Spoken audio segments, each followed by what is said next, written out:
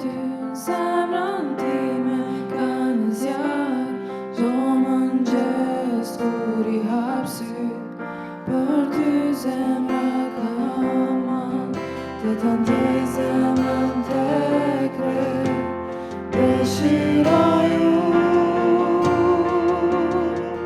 o Zot, dua të njoh ty më shumë. Zot, dua të njoh ty, zemrën time ka një zjarr, çdo mëngjes kur I hap syt, për ty zemra ka mal, të ta ndjej zemrën tek re, dëshiroj unë,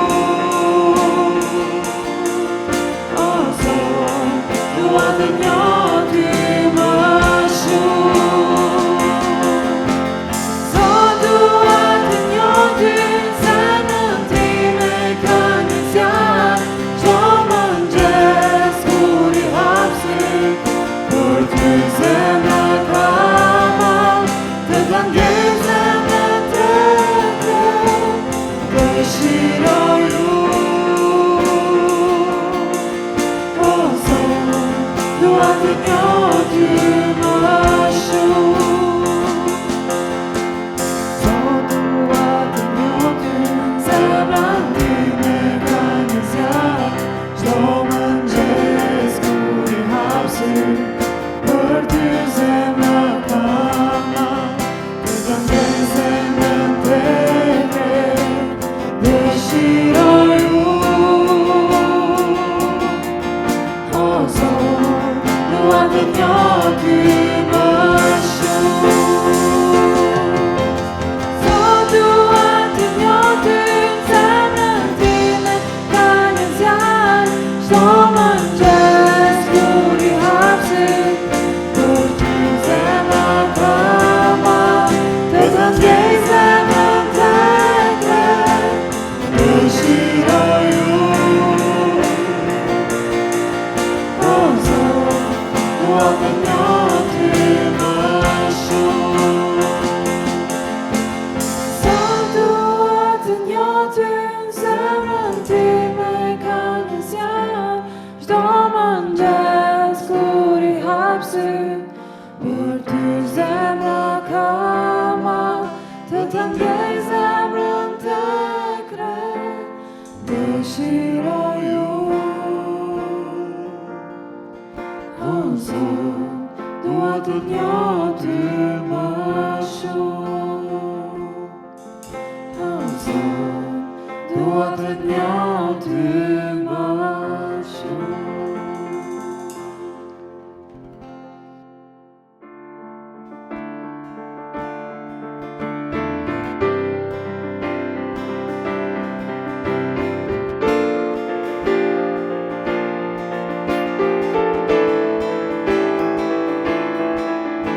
Do të këndoj o Perëndi, që kur s'haron tek unë të vish,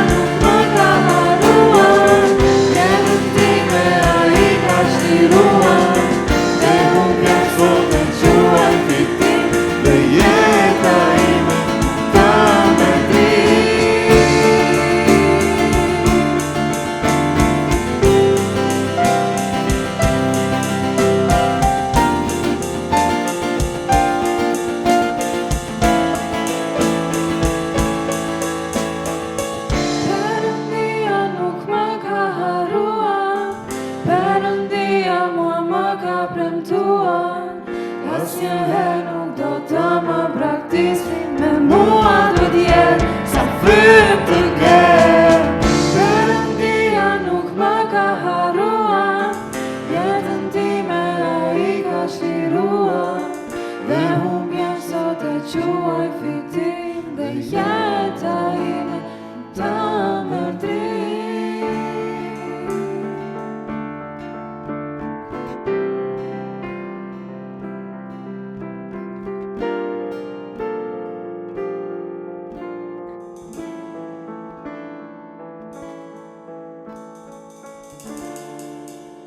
Përshëndetje, duhet të nis me një histori që daton para 521 viteve.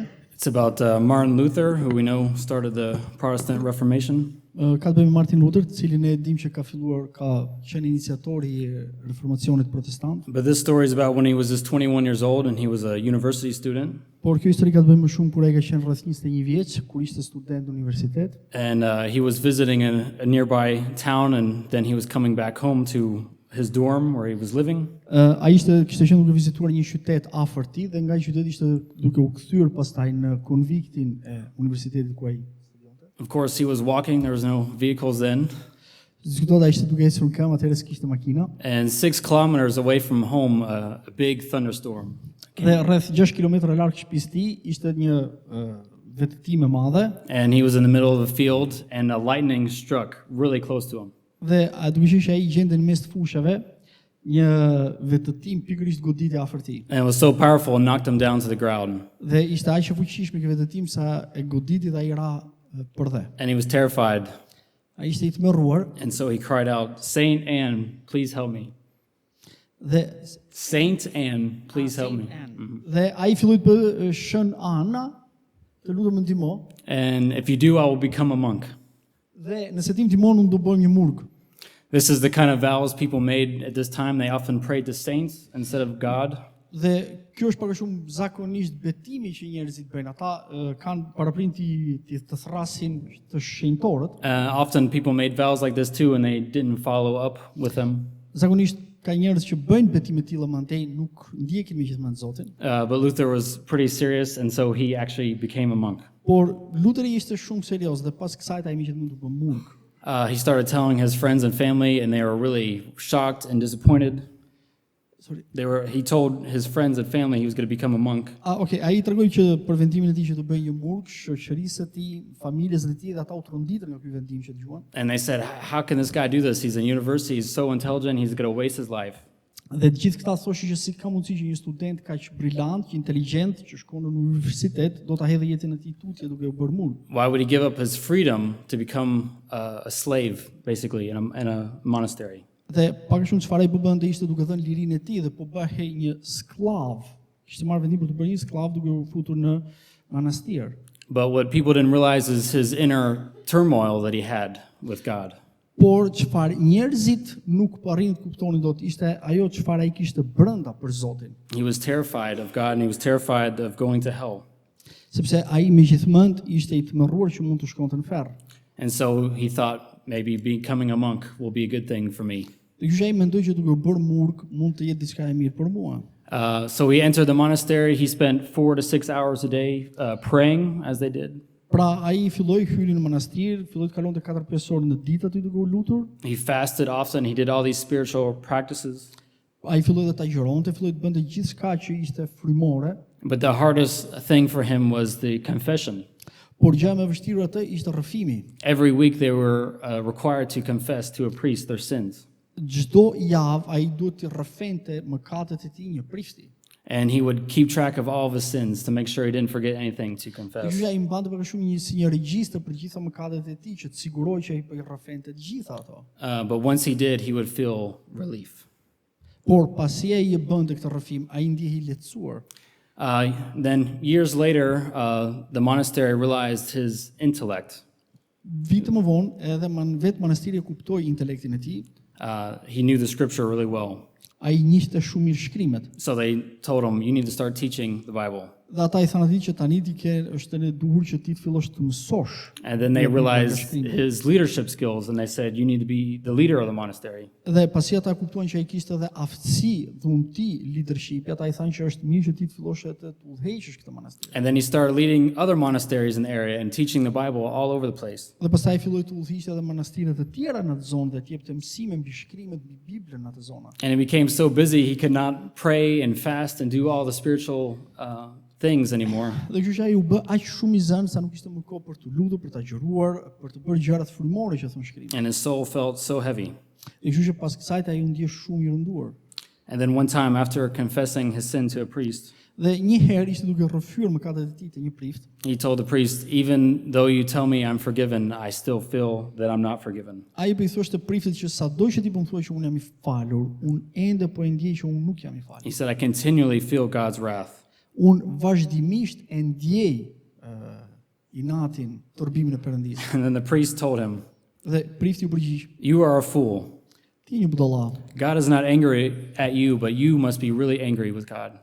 Zoti nuk është I inatosur me ty, por je ti ai që duhet të jesh I inatosur ndaj Zotit. You see, Luther thought by restricting his freedom in the world Luteri fillimisht ishte menduar që duke kufizuar lirinë e tij në botë and by keeping track of his sins, dhe duke mbajtur një regjistër për të mëkateve të tij, he could please God. ai nëpërmjet kësaj ai do kënaqte Perëndin. But he found that that was not the case. Por ai më vonë zbuloi që nuk ishte kështu. He was just convinced that God was angry with him, Dhe si redhoi ai u bind që Zoti ishte I inatosur me ta and he could never do enough to please God. dhe që ai nuk mund të bënte mjaftueshëm për të kënaqur Zotin. He was not free. Ai nuk ishte I lirë. Freedom is one of the central themes of Christianity. Liria është një ndër temat më kryesore të krishterizmit. I would say it's so central. If someone asks you what is Christianity about, Është aq shumë thelbësore sa nëse dikush do të pyeste se për çfarë bën fjalë krishterimi and you said freedom, dhe ju do të ishit përgjigjur liria, you would not be wrong. ju nuk do bëni të gabim. And this we even see in the Gospels immediately in the first sermon that Jesus preaches. Dhe këtë ne mund ta shohim edhe nga Ungjilli, bile edhe nga vetë shërbesa e parë që Jezusi mësoi, In Luke chapter 4, te Luka kapitulli 4, we'll start at verse 18. do filloj nga vargu 18. And this is right after he's baptized, and then he goes to the wilderness to fast. He's tempted. Kjo është pasi Jezusi më njëherë u pagëzua, vajti më njëherë për të mësim, And basically the first thing he does is he goes to the synagogue. dhe gjëja e parë që ai bën pas kësaj është të shkojë në sinagogë. And it's his turn to preach the word of God. Dhe aty vajti për të predikuar fjalën e Zotit. He was given the scroll to the prophet Isaiah. Dhe ju dha libri I profetit Isaia. And then he said these words, Luke 4, verse 18 Pra, Ungjilli Lukës kapitulli 4, vargu 18. to 21. Fryma e Zotit është mbi mua, sepse ai më vajosi për të ungjillizuar të varfrit. Ai më dërgoi për të shëruar ata që kanë zemrën të thyer, për të shpallur çlirimin e të burgosurve dhe kthimin e të parit të verbërve, për të çliruar përsëri të shtypurit dhe për të predikuar vitin e pranueshëm të Zotit. Pastaj, si e mbylli librin dhe ja dha shërbyesit, u ul dhe sytë e të gjithëve në sinagogë u drejtuan mbi të. There's a lot in there, but it's really central, the theme of freedom, I think. Ka shumë gjëra nga ky varg, por gjëra më kryesore është tema e lirisë që po tregon. This is the topic of his first sermon. Dhe është pikërisht kjo tema nga shërbesa e parë e Jezusit. And then we see all throughout his ministry, it's really about freedom. Dhe nëse ne shohim gjatë gjithë shërbesës së Jezusit, ka të bëjë më shumë me përqendruar te liria. He physically healed people that were not free in their bodies because of disease and sickness. Ai shëroi edhe shumë njerëz të cilët nuk ishin të lirë nga këndvështrimi fizik, smundjeve fizike që ata kishin. There's people oppressed by demonic activity, and he freed them. Kishte gjithashtu edhe njerëz që ishin shtypur nga demonët dhe ai liroi ata. There's even people they're not free in their mind because they've been taught wrong things about God, and so his teaching was meant to free people. Dhe kishte gjithashtu edhe njerëz që kishin të mbingarkuar mendjen e tyre me mësime të gabuara për Perëndin, dhe ai nëpërmjet mësimeve të veta I liroi ata njerëz. And then if we could turn again to John chapter 8, Dhe nëse shkojmë te Ungjilli I Gjonit kapitulli 8, we see another central theme of freedom in do të Jesus' shohim një teaching. tjetër temë mbi lirinë që Jezusi mësonte. Ungjilli i Gjonit, kapitulli 8, verses 31 to 33. vargu 31 deri te 33. Atëherë, Jezusi u tha judenjve që besuan në të. Nëse do të qëndroni në fjalën time, jeni me të vërtet dishepujt e mi. Do ta njihni të vërtetën dhe e vërteta do t'ju bëj të lirë. Ata ju përgjigjen, ne jemi pasardhës të Abrahamit dhe s'kemi qenë kurrë sklever të askujt. Si mund të thuash ti, do të bëhemi të lirë? Notice these are people that believe in Jesus. They're following him. Pra, siç po shohim, kishte njerëz që besonin te Jezusi dhe e ndiqnin atë. But like so many other times when Jesus opens his mouth to teach, they do not understand what he's saying. Por kishte gjithashtu që kur Jezusi hapte gojën e tij për t'i mësuar, ata nuk e kuptonin. And it might be the same for us today if Jesus spoke these words to us. Dhe mund të kishte qenë e njëjta edhe për ne sot, nëse Jezusi do kishte folur këto fjalë sot neve. Will we not answer in the same way? Por ne nuk i përgjigjemi në të njëjtën rrugë. What do you mean freedom? We're not slaves. Çfarë do të thuash ti me lirinë? Ne nuk jemi sklever. We live in the modern world. Ne po jetojmë në një botë moderne. We live in an independent country. Ne po jetojmë në një vend të lirë. We're free. Ne jemi të lirë. But then Jesus answers this in verses 34 through 36. Por Jezusi dha këtë përgjigje, gjithmonë të njëjti kapitull, 34 deri në 36. Jezusi u përgjigj atyre, në të vërtet po ju them, kush bën mëkatin është skllav i mëkatit. Por skllavi nuk rri përgjithmonë në shtëpi, ndërsa biri rri përgjithmonë. Pra, nëse biri do t'ju bëjë të lirë, do t'jeni me vërtet të lirë. So as Christians, we are those who confess that Jesus has made us free. Si të krishterë jemi ata që pohojmë që Jezusi na ka bërë të lirë. And we think we know what this means. Dhe ne mendojmë që e dim se çfarë do thotë kjo. I'm sure we've heard these verses before. Dhe jam I sigurt që I kemi dëgjuar këto vargje edhe më herët. But do we really understand this? Do we really live in this freedom? Por a I kuptojmë ne me gjithmend këto? A jemi ne me gjithmend duke jetuar në këtë liri? I would say freedom is one of the central themes of Christianity. Diskutohet që liria është një ndër temat kryesore të krishterimit. And it's also one of the hardest things to understand. Dhe është gjithashtu një ndër gjërat më të vështira për ta kuptuar. And that's because the way we use the word freedom today Është ndoshta edhe sepse mënyra se si ne përdorim lirinë sot is not the same the Bible uses the word freedom. nuk është e njëjta mënyrë se si Bibla e përdor këtë fjalën liri. What do you think about when you hear that word freedom? Çfarë mendoni ju kur e dëgjoni këtë fjalë liri? What are we, when do we use that word? How is it usually defined? Kur ne përdorim këtë fjalë, si na përcakton kjo fjalë neve? It's usually the ability to live without restrictions, right? Freedom is the ability to live without restrictions. Liria është aftësia për të jetuar pa kufizime. Or you don't have limits. Pra, nuk ke asnjë kufizim. It's the ability to take action by your own choice. Është aftësia për të marrë veprime sipas zgjedhjes tënde. Without someone forcing you to do something. Dhe pa patur nevojë që dikush të detyrojë ty të ndërmarrësh ato. This is how we use the word freedom. Pra, ky është koncepti në bazë të cilit ne përdorim fjalën liri. And this is, I would say, an obsession and even idol of the Western world, at least. Dhe kjo është pak shumë edhe një obsesion ose idolizim I konceptit të perëndimit I fjalën liri. Especially secular Western people, Europeans and Americans. Dhe është pak shumë edhe është transformuar edhe në sekular, sidomos për perëndimorët evropianë dhe amerikanë. The secular West has been free of God. They don't believe in God anymore.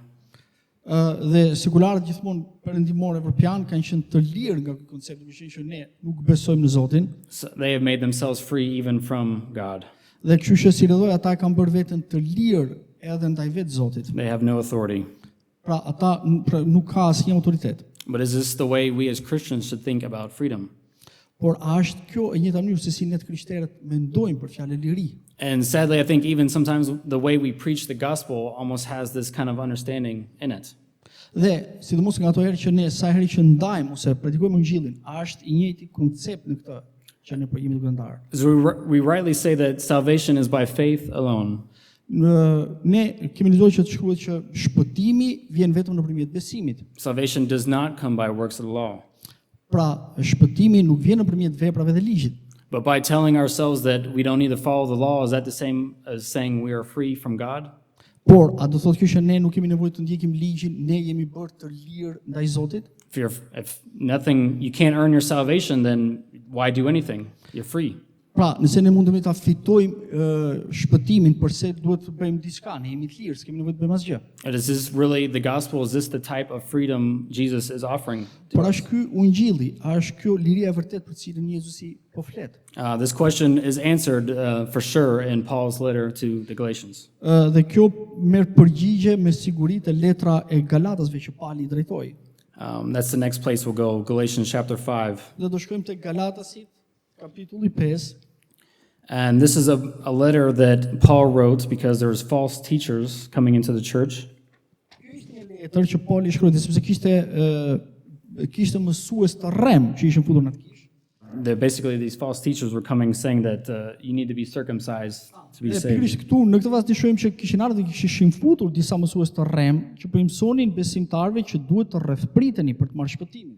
But Paul's trying to remind them that if you take anything from the law and make it mandatory for salvation, Por Pali ishte duke I përkujtuar atyre që nëse merrni diçka që është detyruese nga ligji dhe ja shtoni asaj nevojës për të shpëtuar, and it's basically saying you need to follow the entire law, and if not, then it doesn't help you.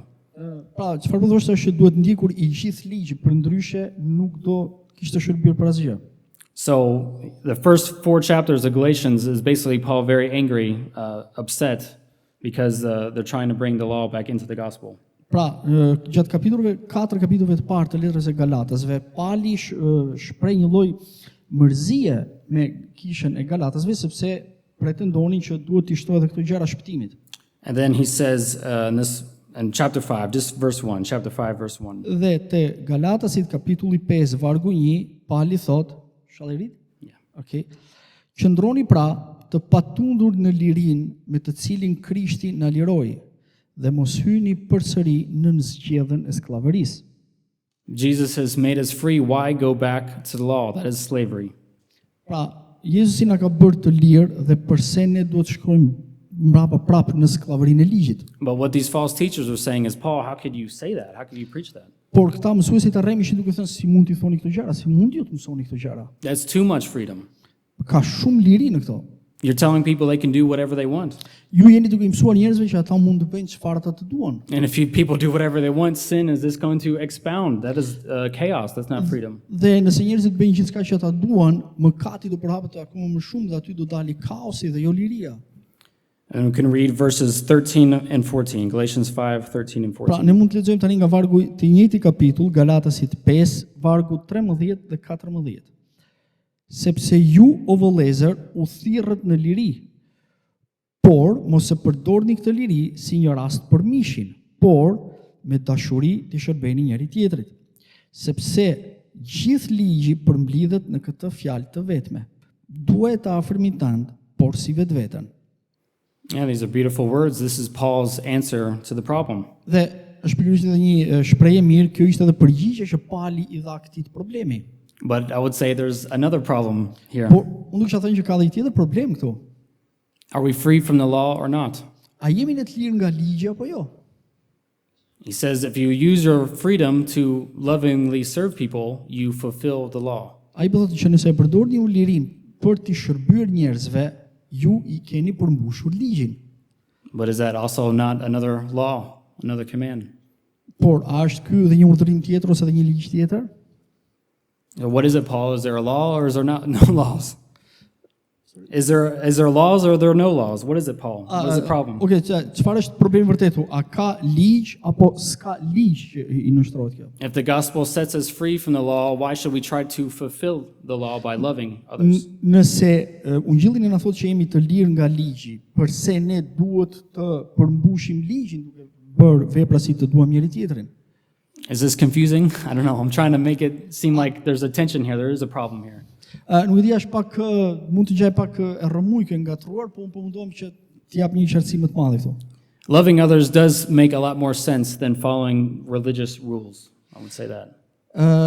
Të duam njëri tjetrin, nuk mund ta bëjmë më shumë të shenjtë se sa thjesht të ndjekim rregullat e ligjit. But if we still feel this pressure to love others so that we fulfill the law, then it's still the same problem of working our way to salvation. Por nëse ne ndjemi gjithashtu edhe këtë presion që të duam njëri tjetrin, sepse duhet përmbushur ligji, pak a shumë kjo nxjerr në pat të njëjtin problem. And this is why freedom is a very hard concept to understand as Christians. Dhe përse te ne krishterët liria është një koncept nganjëherë i vështirë për të kuptuar. And this is often why we say, yeah, we don't need to follow the law, but then we'll make a set of rules that we need to follow. Still, Ne mund të themi që ne nuk kemi nevojë të ndjekim ligjin, por nga ana tjetër janë disa sëri rregullash që duhen zbatuar dhe respektuar. going back to the story of Martin Luther. Duhet të kthejmë edhe një herë te historia e Martin Lutherit. After a long time of spiritual darkness and discouragement, Pasi kishte kaluar një kohë goxha të gjatë në shpirtërisht i shkurajuar dhe në errësirë, the Holy Spirit finally started to break through and he understood the gospel. Fryma e Shenjtë dëpërtoi fut thellë në atë dhe ai filloi megjithmonë pastaj të kuptonte Ungjillin. Through his own testimony, he said, through especially the books of Psalms, Romans, and Galatians, Ai nga testimon from nga what he said, nga ato çfarë ai vetë rrëfetën për jetën e tij, thoshte që unë e kam dalë mban nëpërmjet librit të Psalmeve, të Romakëve dhe të Galatasve. he finally understood that God's mercy is for him. Dhe ai aty pastaj kuptoi që mëshira e Zotit ishte aty pikërisht për të. He did not need to do anything to please God. God was already pleased with him in Christ. Ai nuk kishte nevojë të bënte asgjë për të kënaqur Zotin. Zoti ishte tashmë i kënaqur me të. He discovered this gospel that had been lost by many in the church. Ai thjesht rizbuloi një ungjill që kishte kohë që kishte humbur. But what he found is he had the same problem that the Apostle Paul had. Çfarë ai gjeti ishte pak shumë njëjti problem që Pali kishte nxjerrë në pa. And when he started saying that we are free from the law, Dhe kur ai filloi të thoshte që ne jemi të lirë nga ligji, people said the same thing. Well, that's too much freedom. That's chaos. dhe njerëzit filluan të përgjigjen me të njëjtën gjë, po aty ka shumë liri, ka shumë kaos. People are not going to do anything good then if they don't have to follow the law. Ata nuk do bëjnë asgjë të mirë dhe nuk mund ta ndjekin ligjin. If God freely forgives, we can just keep on sinning. Dhe nëse Zoti na fal pikërisht në mënyrë të lirë, atëherë ne nuk kemi nevojë të ndalojmë së mëkatuari. And so, like the Apostle Paul, Martin Luther wrote a letter. Dhe pikërisht ashtu si apostulli Paul, edhe Martin Luther shkroi një letër. And he starts with a very interesting statement. Dhe ai filloi pikërisht me një fjalinë shumë interesante. It's a little bit confusing. It's a little bit confusing because it seems like a contradiction. Mund të ngjaj pak çuë ngatruar, kontradiktore. So this is the first statement. Pra kjo është fjalia e parë. A Christian is a free master of all things. Një i krishter është A free master. një master i vërtet në të gjitha gjërat And he's accountable to nobody. dhe ai nuk ka përgjegjësi ndaj askujt. And then the statement number 2. Dhe fjalia numër 2, A Christian is a servant in all things një krishter është shërbënjës në gjithçka and accountable to everyone. dhe përgjegjës ndaj çdo kujt. So, first statement, a Christian is a free master of all things. Pra, fjalia e parë e nxjerr që një krishter është një padron i lirë ndaj gjithçkaje And accountable to no one. dhe nuk është përgjegjës për askund. A second statement, Dhe fjalia e dytë, a Christian is a servant in all things një krishter është shërbënjës në gjithçka and accountable to everyone. dhe është përgjegjës ndaj çdo kujt. Which is it? Those are contradictory statements. Luther, what are you talking about? Dhe kjo mund të gjalloj sigurisht pak kontradiktore mes këtyre dy fjalive, mund të thuaj se Luther çfarë i duke folur. But Luther goes on to try to explain what he means, Por Luther i vazhdon akoma më tej dhe shpjegon çfarë ai nën kupton me këto. again by getting us to understand that the way the Bible uses the word freedom is not the way that we think about freedom. Dhe thjesht duke na çuar ne të mendojmë që mënyra dhe koncepti se si Bibla çfarë nën kupton me fjalën liri nuk mund të jetë gjithmonë e njëjta gjë që ne nën kuptojmë me fjalën liri. The Bible never defines freedom as the ability to do whatever you want. Dhe Bibla nuk e përcakton fjalën liri si një mundësi për të bërë çfarë ti dëshiron të bësh. To understand how the Bible talks about freedom, we actually need to go to the Old Testament, Dhe për të kuptuar pak më shumë se çfarë Bibla nuk kupton me fjalën liri, kemi nevojë të shkojmë pak në Dhjetën e Vjetër. to go to the story of the Exodus. Dhe të shkojmë te libri i Eksodit, te Dalja. We won't read any verses, I'll just try to explain. Okej, nuk do lexojmë asnjë varg, do thjesht do shpjegojmë diçka. And that's because, yeah, the Bible first defines the word freedom by telling us a story. Dhe Bibla na përcakton, na definon më shumë fjalën liri duke na treguar një histori. And I don't think we can understand the concept of freedom without understanding the story. Dhe ne mundemi ta kuptojmë kuptojmë shumë mirë konceptin e lirisë duke kuptuar edhe konceptin e kësaj historie. You should know the story, right? Israel, God's people, they're in Egypt as slaves. Gjithë e njohim këtë historinë, izraelitët ishin si sklever në Egjipt, These are the ancestors from Abraham, Isaac, Jacob. dhe këta janë pasardhësit e Abrahamit, Isakut dhe Jakobit. These are the ancestors that God promised Abraham would bless the world. Dhe këta ishin pikërisht pasardhësit për cilin Perëndia kishte premtuar Abrahamit që do ishin bekim për botën. But 400 years after that promise, they're slaves in Egypt. 400 vite para këtij premtimi, do të thënë për 400 vite ata ishin sklever në Egjipt. And the Israelites become trapped in the Egyptian way of life that was very brutal way of Dhe living. izraelitët gjeten vetëm në një kurth duke jetuar në stilin e jetës pikërisht të egjiptave, që ishte një stil jetës shumë i keq. And actually what made Egypt such a brutal place was their religion. Dhe çfarë kishte bërë pikërisht edhe Egjipti një vend ka shumë të keq ishte edhe pikërisht feja e tyre. They were the most religious nation in the world at this time. Ata në atë periudhë ishin kombi më fetar në botë. All of their architecture, politics, art, Të gjitha politikat e tyre të artit, arkitekturë, everything was religious.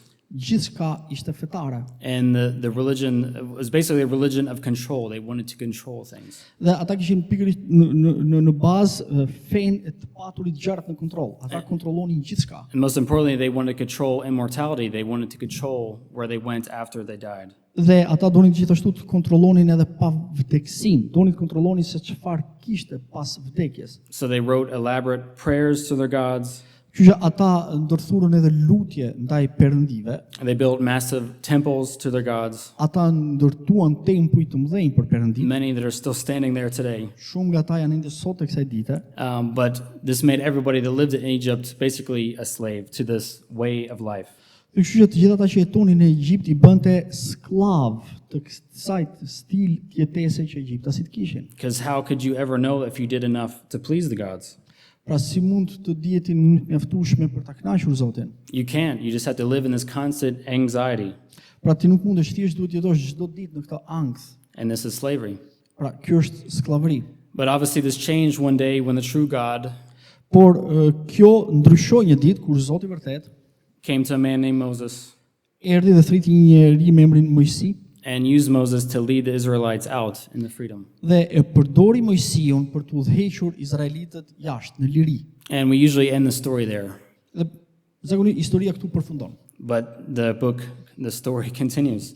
Por historia vazhdon ende. They're in the desert. Ata janë në shkretë të tjerë, And they're free people, but they're in the desert. ata janë të lirë, por në shkretë të tjerë. And I think this is where it parallels our story today.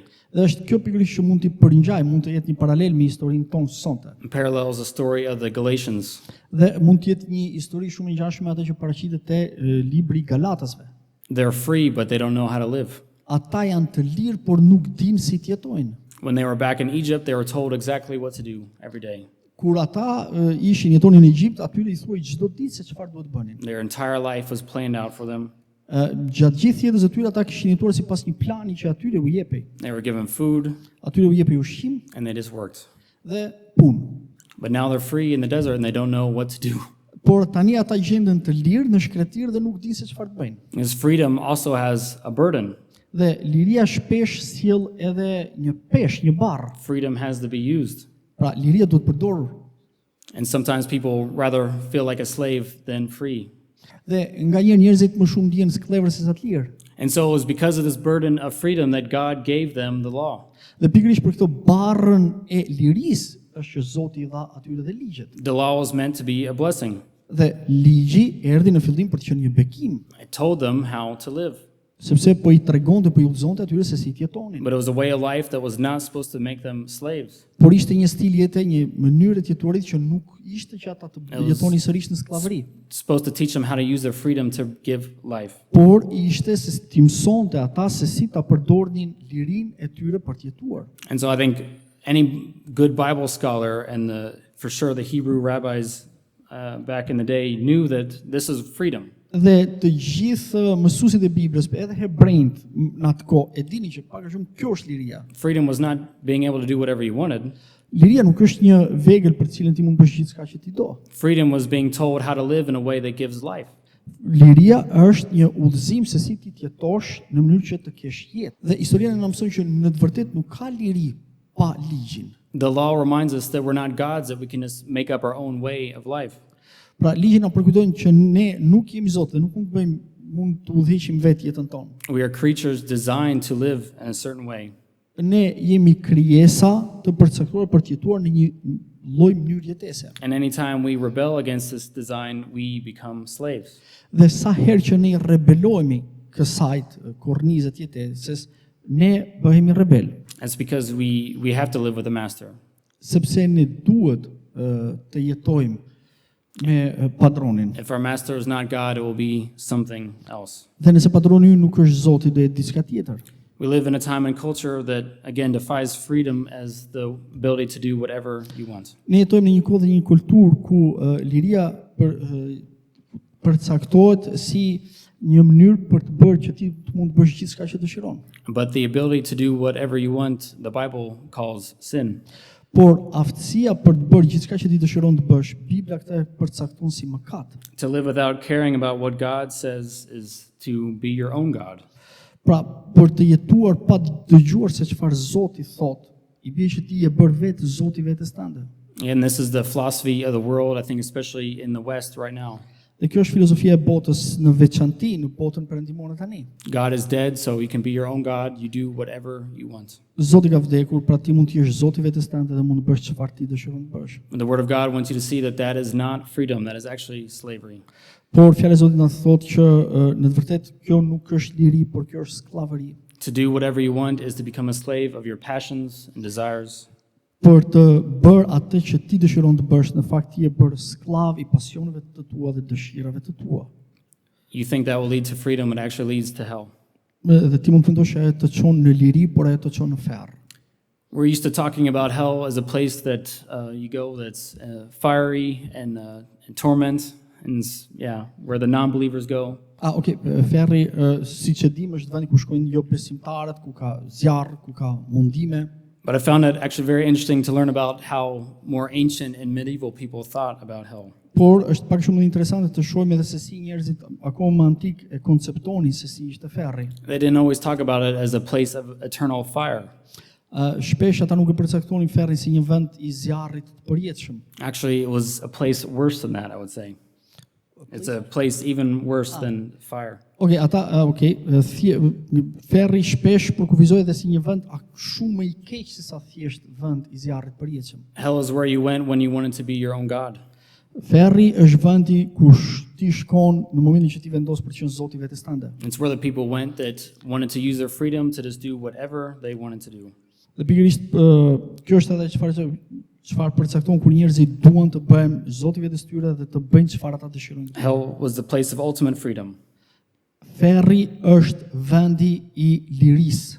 But what's interesting is about the way that this was imagined. Por çfarë është më interesante është mënyra se si imagjinoi ky vend. And why this was a place, why hell was a place of freedom, or why freedom made it hell. That's the better way to say it. Why does ultimate freedom make a place hell? Okay, dhe pikërisht kjo do kishte ngritur edhe pyetjen se pse ferri është pikërisht vendi ku kulmon ai që ne quajmë si liri. It's because basically when you live that way, you will eventually cut off everyone from your life. Sepse në thelb kur ti jeton në atë lloj mënyre, ti je duke ndërprerë të gjitha llojet e marrëdhënieve me gjithçka në jetën tënde. Because everybody else there wants to be their own God too and do whatever they want. Sepse gjithashtu të gjithë duan të bëjnë Zoti vetes së tyre dhe të bëjnë çfarë ata dëshirojnë të bëjnë. And that will never work. Sorry? That will never Dhe work. kjo s'ka për të funksionuar kurrë. And so over time, people just get further and further and further away from each other and more isolated and more isolated. Dhe kjo vetëm do I çojë që njerëzit të ndahen dhe të përçahen më shumë njëri nga tjetri, dhe duke qenë më shumë të izoluar. And so you basically remain alone for eternity. Dhe në thelb, çfarë është që ti ngelesh në vetmi përjetësisht. And then what people find is that they can never find any life or satisfaction or joy alone. Dhe çfarë ndodh që njerëzit nuk mund të gjejnë asnjë kënaqësi, asnjë gëzim kur ata janë në vetmi. Because that can only happen in relationship to God and other people. Sepse ajo mund të ndodhi vetëm kur ti ke një marrëdhënie me njerëzit e tjerë ose me Zotin. And if you cut off God and other people, you will never find happiness. Dhe nëse ti prek marrëdhënien me Zotin dhe me njerëzit e tjerë, nuk do gjesh kurrë lumturinë. And this is what the gospel is about. Dhe është pikërisht për këtë për çfarë Ungjilli po flet. Christ has set us free from the anxiety that we need to work our way to God, that we need to do something to please God.